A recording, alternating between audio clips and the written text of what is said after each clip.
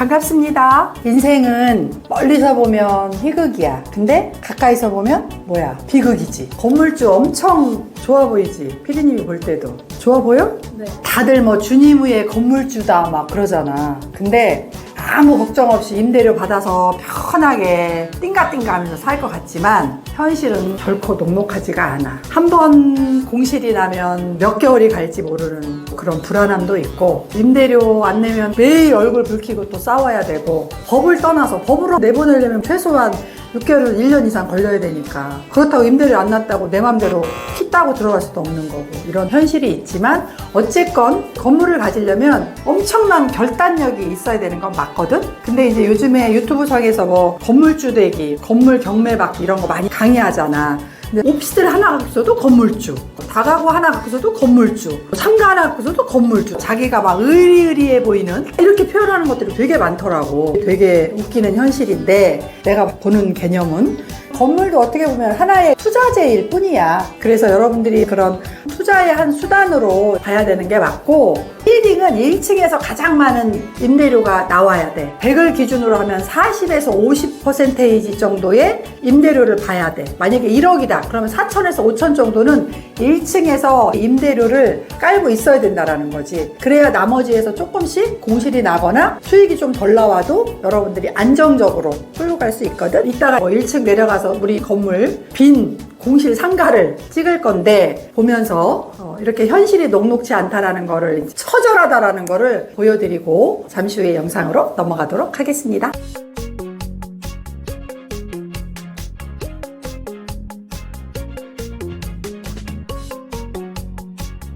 지금 비어 있어서 광고도 할 겸 좋은 변호사님들이나 법조인들이 또 혹시나 또 제 유튜브를 보시고 오시게 되면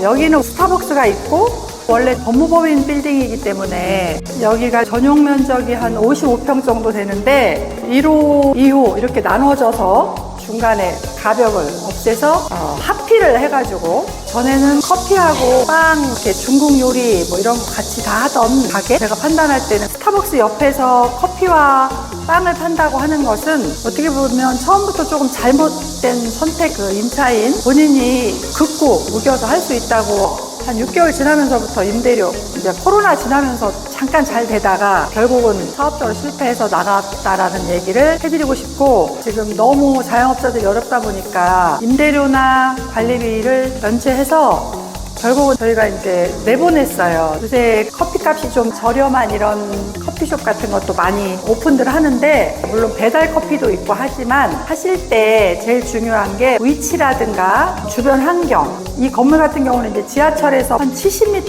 50m? 뭐 이 정도만 걸어와도 되는 거리임에도 불구하고, 스타벅스가 있음으로 인해서 여기는 카페로서 또 빵을 만드는 제빵소 역할까지 다 했는데도 불구하고 좀 어려웠어요. 처음 시작했을 시점부터. 그래서 이렇게 교통 인프라나 이런 것들이 완벽하게 되어 있고, 또 주변에 법원, 검찰청, 경찰청 이런 굵직굵직한 국가 산단들이 들어왔는데도 스타벅스에 밀린 건지 아니면은 영업의 능력이 좀 부족한 건지, 이런 조건들은 다 잘 따져보고 들어오긴 했지만 결국은 실패했다라는 걸 말씀드리고, 여러분들이 이렇게 큰 대기업이 들어와 있는 바로 옆에 그런 소규모로 커피숍이나 이런 걸 해도 성공할 수 있을까 하는 게 물음표인데, 잘못 저지른 거죠, 어떻게 보면. 그래서 결국은 3년 정도 임대차 계약을 했다가 나갔다는 거. 그래서 이제 저희가 법무법인으로 지금 트라이 중이고, 어차피 이 건물은 검찰청 정문 앞에 있기 때문에 변호사나 법무사나 또는 세무사나 이런 분들이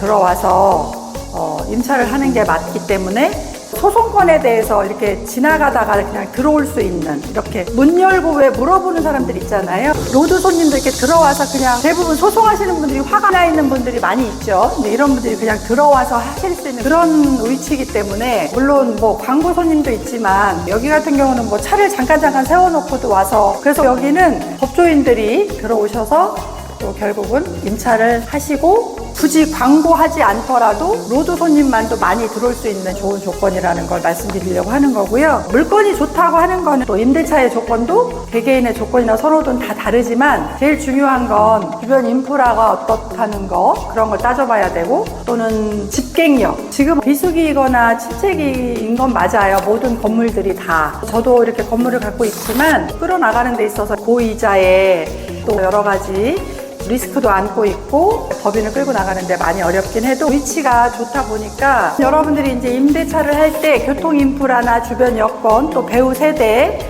여기 같은 경우는 뭐 10,000세대 이상 전체가 다 상업화되어 있는 빌딩들이 많이 있고 또 법원이나 검찰청, 경찰청이라는 국가기관에 메리트가 있고 그렇기 때문에 여러분들이 장사를 하실 때도 마찬가지고 임차를 내가 할 때 뭘 보고 들어가야 되는지가 가장 포인트라 그런 거를 잘 따져보시면 좋을 것 같아서 오늘은 지금 비어져 있긴 하지만 현재 한 2군데서 가계약이 되어 있기도 하고요. 이제 본 계약서를 써야 임차 관계가 형성이 되는 거기 때문에 일단 위치가 좋으니까 가계약은 많이들 해놓으시는데 정상적인 계약이 언제쯤 이루어져야 되는지 저도 이게 물음표입니다. 건물을 여러분들이 매입을 하실 때 제일 중요한 게 1층에서 35%에서 40%의 수익률을 내야 돼요. 맨 마지막 층에서 최소한 20% 정도의 임대료가 나와줘야 되고 나머지 중간층에서 이제 맞춰서 100%의 임대료를 채워야 되기 때문에 1층에서 가장 많은 임대료를 뽑아내야 되고요. 저 같은 경우는 맨 탑층, 그러니까 정원을 끼고 있는 옥상층,